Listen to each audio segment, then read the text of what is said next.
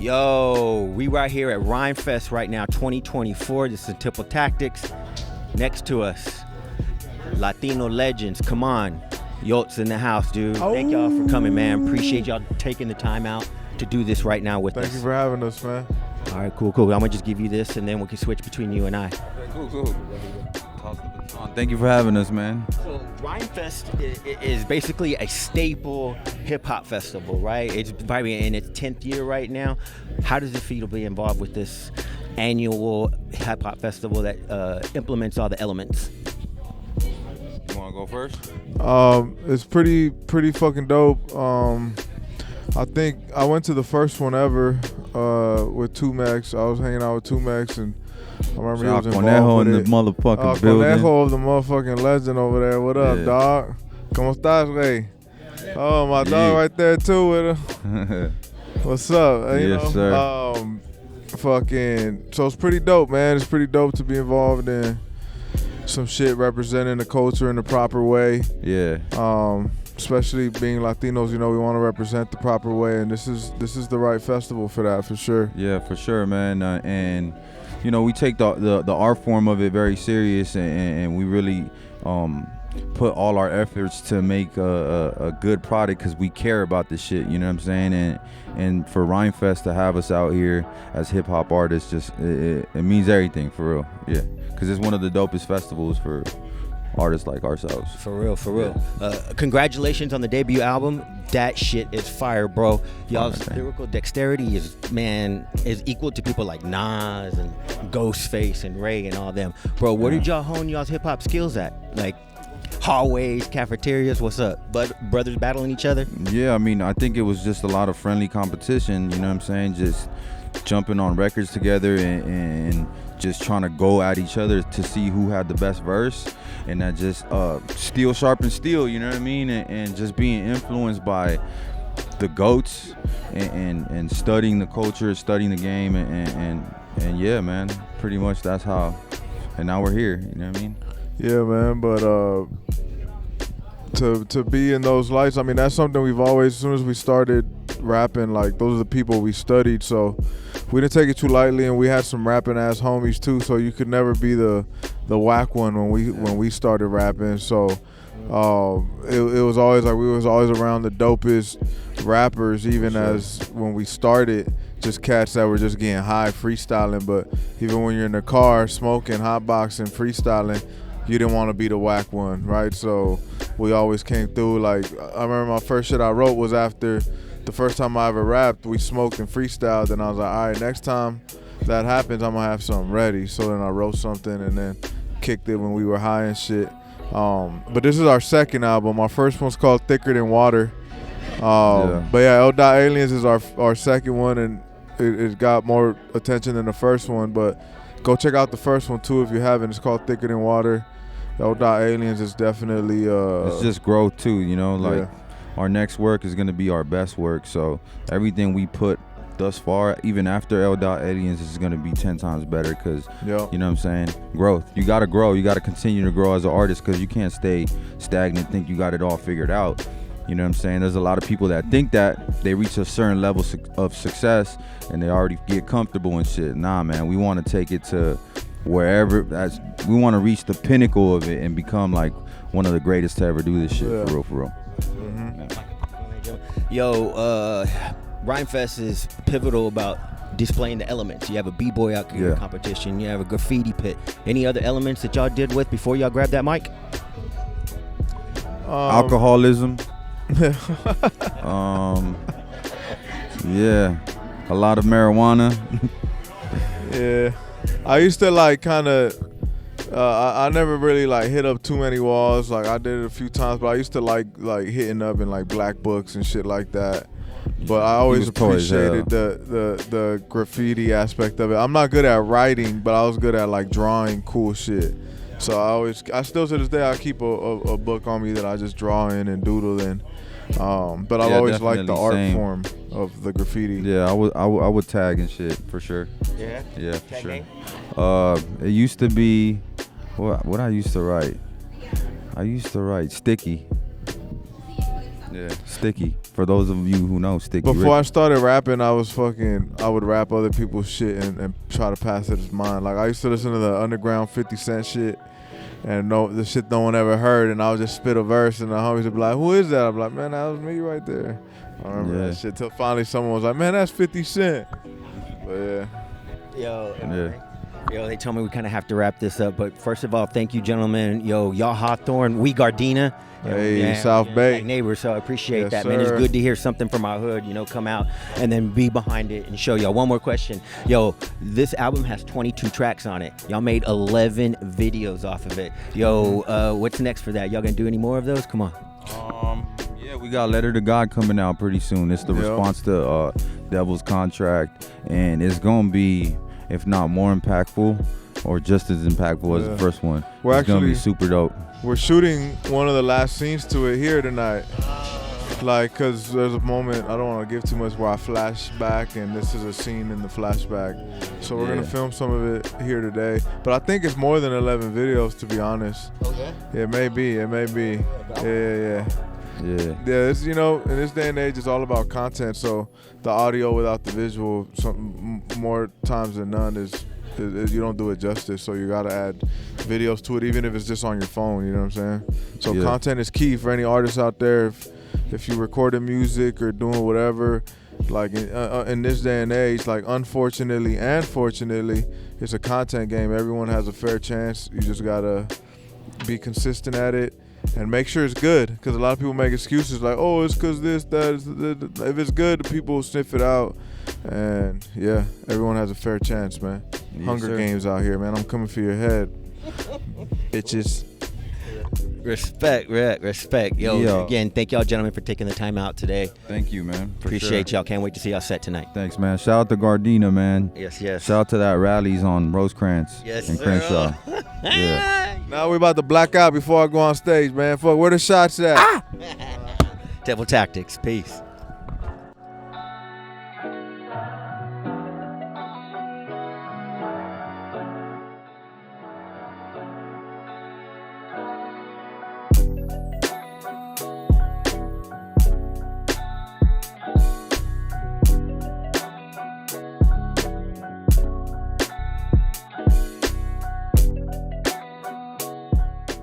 Right here to my left, excuse me.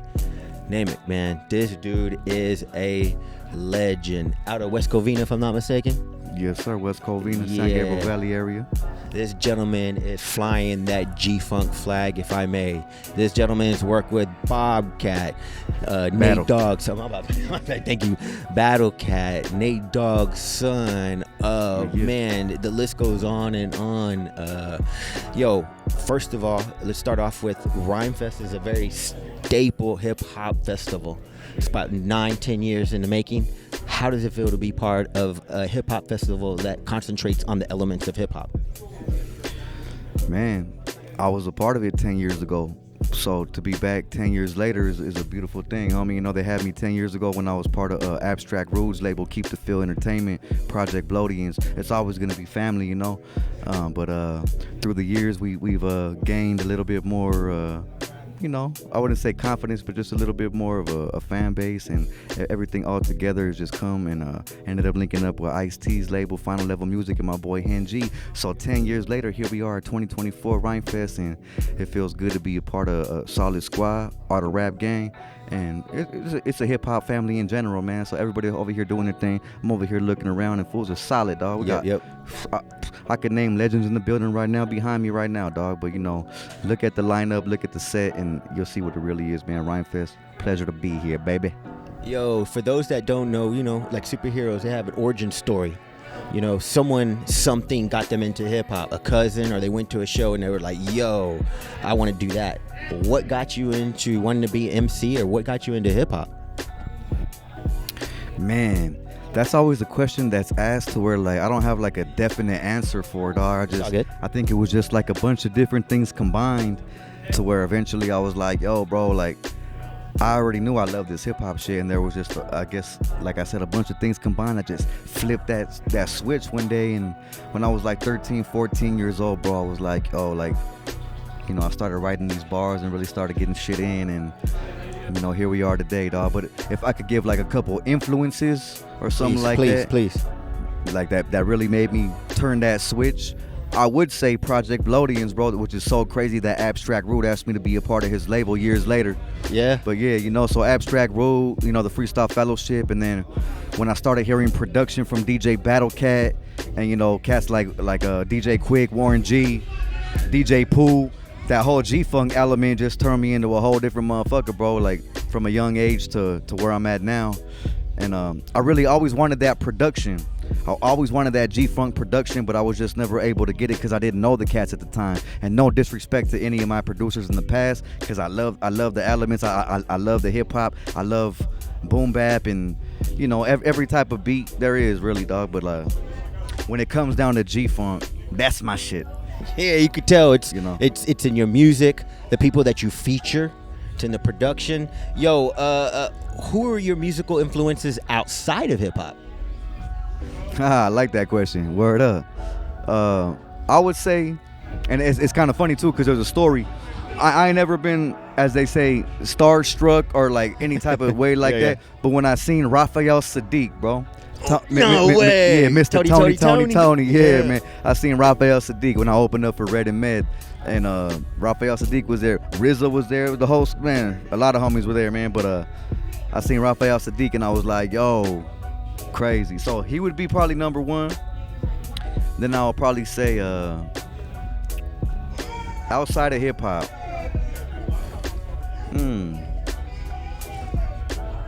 I would still say Donnell Jones on some R&B shit on a hook, something like that. I love Donnell Jones, Raphael Sadiq. Maybe on some more alternative type stuff. I would love to work with like the remaining members of The Cure or like Sublime and shit like that. Yeah. That'd be dope. You never know, right? Yeah, for sure. Yeah. What's up? No, I said for sure. Yeah, you never know. Yeah, you never know. Yeah, you never know, man. So stuff like that for sure. I'm a fan of it all at the end of the day. So. Yo, man, Latinos have been kicking in the door of hip hop since day one. We have Mr. Chic from the Mean Machine. You have a lighter shade of brown, Mellow Man Ace, and then you have yourself out here representing Latino community. Can you talk to us and let us know bro? How hard is it for Latino to make it in hip hop in the industry?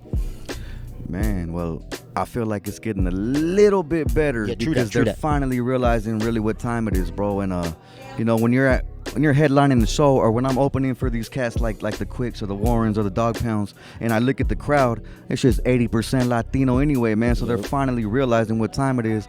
The demographic has changed. We out here holding it down now. So, like I said, it's a little bit easier now, but still, there's always gonna be like people are gonna think that we're Chicano rapper, Cholo rappers. It's always gonna be a Cholo rapper type thing when they see me at first, but once they hear the bars like the homies Coyote rocking right now, and like the Funk Dubious rocking a little bit, they will realize, and they are realizing that, homies really are about that funk, and it just takes a while for homies to creep through the crevices, bro. And we here now. I feel like I crept through.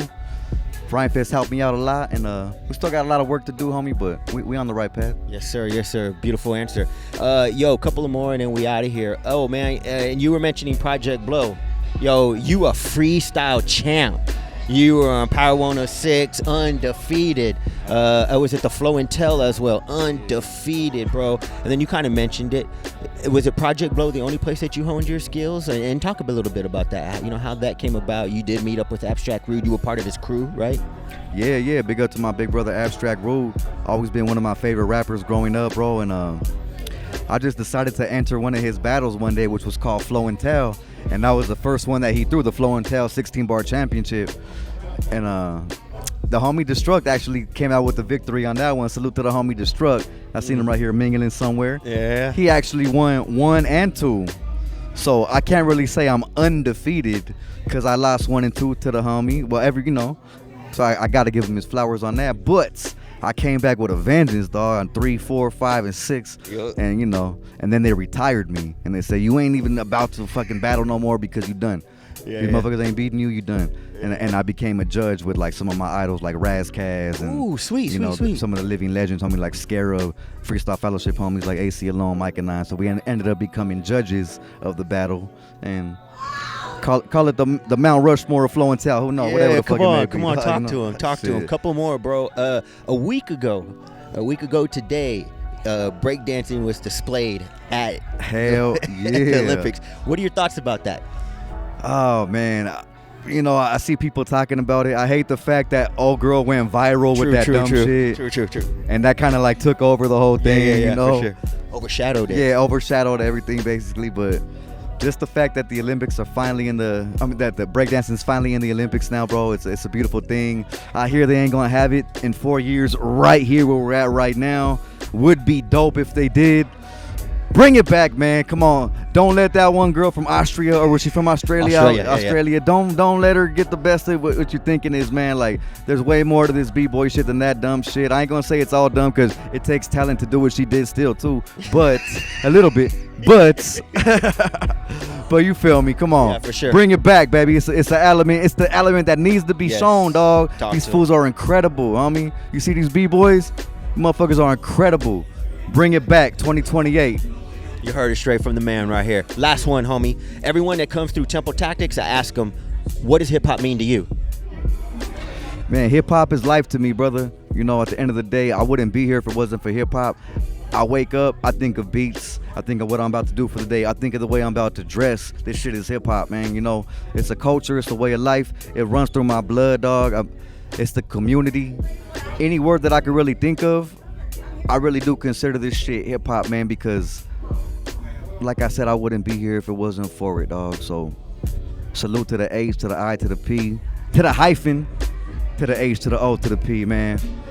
It's the art of rap. It could be saying the art of hip hop, but get your bars up, baby. At the end of the day, hip hop is me, Concrete, and everybody surrounded us right here at Rhymefest 2024, Los Angeles, baby, worldwide, baby, West Coast. Let's go. You heard it right there. Great way to finish out. Thank you for taking the time to be with Temple Tactics.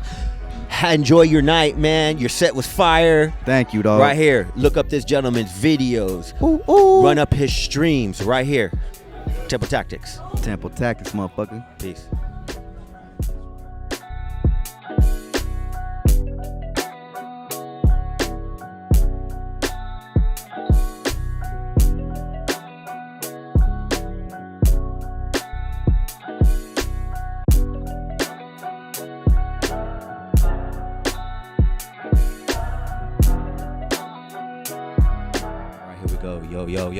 Yo, Temple Tactics right here, Rhymefest Live. To my right, Afro. To my left, 60 East. Yo, first question would be for 60. Man, you're no stranger to hip hop festivals. You have one coming up in October, man. How does it feel to be on this side of the ins and out of the festival? This shit is dope because I get to just be a rapper, you know what I mean? Like at my festival, I have to be the promoter, the host, the security. I have to do everything, So being here, just getting to chill, be an artist, perform, not have to look at the trash cans from the stage to see what's overfilling, you know what I mean? So I'm feeling good right now. Afro, for you. Man, not only do you rap, you make beats. Yeah. That just the fire, bro. What got you into making beats, and who's your top 3 producers? So for me, I know the top 3 is very acknowledged quite a bit, but still, Premier, Pete Rock, and Dilla. Those are my top 3. And honestly, getting to work with Premier, my favorite of all time, intentionally, I never intended to make beats at the start, and getting to see Premier make beats from the vinyl, laying down the drums, it instantly, I'm like, I want to do that. Just instantly. Yeah, for sure. That was it. Yo, this is actually for both of y'all. Y'all have a joint album that dropped about a year ago, not too long ago, right? 5-song EP banging. And in fact, the cover is paying homage to Beavis and Butthead on it, right? That's right. That's right. How did that relationship between y'all two come up? That came up with this five song EP. Anyone? So me and Fro met, I think it was like 2016. I got added to a tour he was on with R.A. the Rugged Man for like the last 3 shows on the East Coast. And then we ended up having the same flight back to LA, and like I didn't even know Fro lived in LA. We had no relationship prior to that. And then like we just ran into each other at the airport. I was like, "Oh, you flying back to LA?" He said, "Yeah, I stay in LA." I was like, "Oh, like we should link up one time." And we ended up just connecting, and then that just built, you know. But that was 2016, and we hadn't worked on music. I think maybe we had done like a song or two, but like never together until like this project came about. And then yeah, but we've known each other since almost 10 years now. Yeah, quite a bit. Almost 10 years, almost a decade. Yeah. Yo, Afro, you an actor. Yeah, and I've seen you out there. I saw you reel because, you know, in production you have to make a reel. And I was up there looking at your reels. And then, you know, I've seen you, but nonetheless, as an actor, bro, what are you looking to accomplish as an actor out there? Man, you know, I'm not looking for the Oscar, but if I get it, I'll be happy. You know that. You know, but honestly, I look. My favorite actor is Denzel, so I look at somebody like Denzel and how he's able to just carry himself very well on the screen and like a man's man, just very somebody that I aspire to be like as far as the acting skills. And I really, honestly, I love movies. I'm a movie nerd, so I've always wanted to be able to take my moms and my family to the theater and be like, look, I'm on the screen, just purely for that, you know. So, but yeah. Yo, 60, can you direct us to something that you might be coming out pretty soon that people can start looking for?